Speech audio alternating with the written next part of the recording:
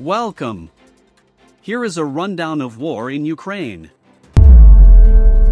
Kyiv builds up defenses ahead of possible Russian offensive from Belarus. Ukrainian officials have been warning for weeks that Moscow could be preparing a new offensive from Belarusian territory. An offensive from the north would likely target Ukraine's capital, Kyiv, so the city has started to build additional defenses.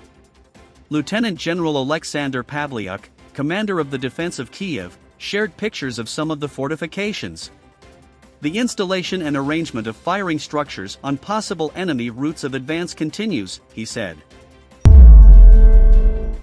Ukraine, if Russia's planned new offensive fails, it will be the ruin of Putin. Battles across Ukraine are largely in deadlock as soldiers continue to fight through freezing conditions. But with both Russia and Ukraine planning new offensives in the coming months, it is thought spring will be decisive. If the major Russian offensive plan for this time fails, it will be the ruin of Russia and Putin, Vadim Skibitsky, deputy head of Ukraine's military intelligence, said in an interview with news site Delphi. One of the decisive factors in the upcoming battles could be the supply of new Western weapons. And Ukraine braces for sacking of several cabinet ministers and top officials. Ukrainian President Volodymyr Zelenskyy is planning a shakeup of some of his most senior officials amid allegations of corruption.